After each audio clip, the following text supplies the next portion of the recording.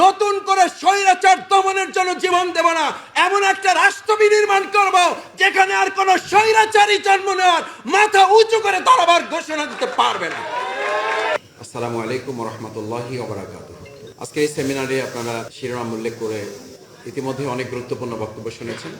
আমি সর্বপ্রথম বাংলাদেশ জামাত ইসলামের পক্ষ থেকে আপনাদের সকলকে আন্তরিক ধন্যবাদ, কৃতজ্ঞতা জানাই। বিশেষ করে আয়োজক যারা, তাদের প্রতি কৃতজ্ঞতা জানাচ্ছি যে বাংলাদেশের এরকম একটি সময়ে তারা খুবই যুগোপযোগী একটি সিদ্ধান্ত তারা গ্রহণ করেছেন এবং আয়োজনটি বাংলাদেশের ভবিষ্যৎ বিনির্মাণে এটি একটি মাইলফলক হিসেবে ভূমিকা পালন করবে বলে আমি আশাবাদী। সম্মানিত সুধীমণ্ডলী, ভাই এবং বন্ধুগণ, আমরা আমাদের যে সুন্দর বাংলাদেশ বিনির্মাণের স্বপ্ন দেখি, সেই সুন্দর বাংলাদেশ বিনির্মাণের প্রথম ধাপ হচ্ছে বিগত 17 বছরে আমাদের এই প্রিয় মাতৃভূমি বাংলাদেশে 2006 সালের 28শে অক্টোবর যখন একটা সুন্দর পরিস্থিতির মধ্য দিয়ে ক্ষমতা হস্তান্তরের প্রক্রিয়া চলমান ছিল, সেই সময় খুনি হাসিনা লগি বৈঠার নির্দেশ দিয়ে সাধারণ মানুষদেরকে পিটিয়ে পল্টন সহ সারা দেশে 33 জনকে যে হত্যা করেছে, সেখান থেকে বিচারের প্রক্রিয়া শুরু করার মধ্য দিয়ে একটি সুন্দর বাংলাদেশ বিনির্মাণের কার্যক্রম শুরু করা উচিত। দ্বিতীয় হচ্ছে 2013 সালের 5ই মে ইসলাম বিদ্বেষী, আলেম বিদ্বেষী এবং দেশের স্বাধীনতার সার্বভৌম বিদ্বেষী সেই সরকার তৎকালীন সময়ে আলেমদের প্রতি তারা যে ন্যাক্কারজনক হত্যাকাণ্ড পরিচালনা, সেটার বিচার দিয়ে যদি শুরু করা যায়, একটা সুন্দর বিনির্মাণ করা বাংলাদেশের যে স্বপ্ন আমরা দেখি, সেটিও আমাদের পক্ষে সম্ভব। আপনাদের নিশ্চয়ই মনে থাকার কথা, সরকার ক্ষমতায় আসার পর 2008 সালে মাত্র কিছুদিনের মধ্যে তারা সর্বপ্রথম টার্গেট করেছিল বাংলাদেশের সবচেয়ে চৌকস বাহিনী হিসাবে খ্যাত আমাদের সেই সময় যে বিডিআর বাহিনী ছিল, যে বাহিনী আমাদের প্রত্যেকটা সীমান্ত এলাকা পাহারা দেওয়ার জন্য জীবন বাজি রেখে দেশপ্রেমের চেতনায় উজ্জীবিত হয়ে দেশের মানুষকে সামনে রেখে তারা ভূমিকা পালন করত। সর্বপ্রথম তারা আমাদের সেই চৌকস এবং অত্যন্ত দেশপ্রেমিক, বুদ্ধিমত্তা এবং তারা দেশ স্বাধীনতার পক্ষের একটা চেতনা যারা লালন করত, তাদেরকে হত্যা করার মধ্য দিয়ে মূলত বাংলাদেশের স্বাধীনতার সার্বভৌমত্বকে হত্যা করার সেদিন সিদ্ধান্ত তারা গ্রহণ করেছে। সুতরাং সেদিন বিডিআর বিদ্রোহ না, মূলত বিডিআর হত্যাকাণ্ড তারা পরিচালনা করেছে। এবং আপনাদের মনে থাকার কথা, সেই দিনের ঘটনার প্রেক্ষাপট ধরে যদি আজকে শেখ হাসিনাকে সামনে নিয়ে এসে বিচারে দাঁড় করানো যায়, তাহলে আমরা বুঝতে পারবো যে এই যে প্রতিদিন এখন আমাদের সীমান্তগুলোতে উত্তেজনা তৈরি করা হচ্ছে এবং অত্যন্ত পরিকল্পিতভাবে আমাদের প্রতিবেশী রাষ্ট্র অযথাই কিছু কথা আমাদের বিরুদ্ধে দিয়ে দিচ্ছে। আমাদের আলু বন্ধ করে দিবে, আমাদেরকে পেঁয়াজ বন্ধ করে দিবে, আমাদেরকে রসুন বন্ধ করে দিবে, আমাদেরকে কাঁচামরিচ বন্ধ করে দিবে, আমাদেরকে ডিম বন্ধ করে দিবে। আমার কাছে খুব হাস্যকর মনে হয় যে বাংলাদেশ 2024 সালের জুলাই আগস্টে জীবন বাজি রেখে গুলির মুখে দেশ এবং খুনি হাসিনার পদত্যাগ চেয়েছিলাম, সেখানে একটা দলই পদত্যাগ করেছে। শুধু তাই না, একটা আধিপত্যবাদেরও পতন হয়েছে। সেরকম একটা রাষ্ট্রকে এখন চাল ডাল তেল আর পেঁয়াজ রসুনের হুমকি দিয়ে আমাদেরকে দমিয়ে রাখাটা বোকামি ছাড়া আর কিছুই না। এরপরে আমি আপনাদের কাছে একটা কথা বিনয়ের সাথে বলি, দেখেন বর্তমান সময়ে একটা নতুন কিছু জায়গায় আমি মিডিয়ারও একটা ইন্টেনশন খেয়াল করি যে কোথাও একটা ছোট চাঁদাবাজির ঘটনা ঘটেছে। এই চাঁদাবাজির ঘটনাটাকে বিগত 16 বছরের যত বড় বড় দেশ বিরোধী ষড়যন্ত্রমূলক, মানে শেয়ার বাজার লুট হয়েছে, বাংলাদেশে ব্যাংকগুলো শেষ করে দেওয়া হয়েছে, আমার তো মনে হয় অত্যন্ত পরিকল্পিতভাবে চাঁদাবাজির এই সূক্ষ্ম ঘটনাগুলো তুলে নিয়ে এসে শেয়ার বাজার লুটের বড় বড় ঘটনাগুলোকে কেউ পরিকল্পিতভাবে এগুলোকে আড়াল করতে চায়। আমি অত্যন্ত দ্ব্যর্থহীন কণ্ঠে একটা কথা বলি, বাংলাদেশ জামাত ইসলামী এবং আজকের বাংলাদেশ জাতীয়তাবাদী দল, আমার বীর মুক্তিযোদ্ধা আব্দুল সালাম ভাই, আমরা একসাথে রাজপথে 12 সালে, 13 সালে, 14 সালে আমাকে যখন মোহাম্মদপুর থেকে ডিবি বিপ্লব গ্রেপ্তার করে, তখন গ্রেপ্তার করে সাথে সাথে আমাকে জানতে চেয়েছিল যে আপনি ধানমন্ডি ঢুকলেন কি করে। আমি জানতে চাইলাম আপনি এটা কি বললেন, ধানমন্ডি কি বাংলাদেশের বিচ্ছিন্ন কোনো দ্বীপ? এখানে ঢোকা যাবে না কেন? বলছে এখানে একটা পিঁপড়া ঢুকলেও আমাকে বলতে হবে, একটা পিঁপড়া বের হলেও আমাকে জানাতে হবে। আমি বললাম আমার তো এটা জানা নেই যে বাংলাদেশ থেকে ধানমন্ডিকে বিচ্ছিন্ন করে দেওয়া হয়েছে, অথবা বাংলাদেশ থেকে ধানমন্ডি স্বাধীন আছে, অন্যান্য সমস্ত এলাকা পরাধীন করা হয়েছে, অথবা অন্যান্য সব এলাকা স্বাধীন আছে, ধানমন্ডিকে পরাধীন ঘোষণা করা হয়েছে, অথবা এটা ভারত কিংবা অন্য রাষ্ট্রের অঙ্গরাজ্য হিসেবে ঘোষণা করা হয়েছে, এটা তো আমার জানা ছিল না।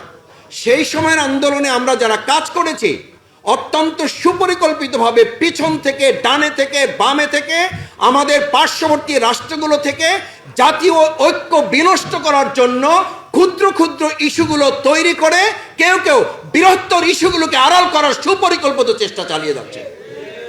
আমি খুব পরিষ্কার বলি, 16 বছরের ঘটনার ইতিহাস কি মাত্র 5 মাসে শেষ হয়ে যাওয়ার কথা? 16 বছরের ঘৃণ্য ন্যাক্কারজনক ঘটনা কি 5 মাসে ইতিমধ্যে কবর রচনা হয়ে যাওয়ার কথা? আমাদেরকে 16 বছরের ইতিহাস ভুলিয়ে দিয়ে 5 মাসের ইতিহাসে আমাদেরকে ঢুকিয়ে দিতে বাধ্য করছে যারা, তাদের বিরুদ্ধেও লড়াই আমাদের করতে হবে। আমাকে মাঝে মধ্যে জিজ্ঞেস করে, কেউ কেউ বলে, ভাই অমুক জায়গায় এটা ঘটেছে, ভাই অমুক জায়গায় এটা ঘটেছে। কে? বহু জায়গায় এটা প্রমাণিত হয়েছে। যারা ঘটিয়েছে তারা বিগত 16-17 বছরের সেই দোসরদের মধ্যে থাকা লোকেরা কেউ কেউ এখন ছদ্মবেশে আমাদের মধ্যে ঢুকে আমাদের ঐক্য এবং আমাদের ভাবমর্যাদা নষ্ট করার ষড়যন্ত্র তারা করছে।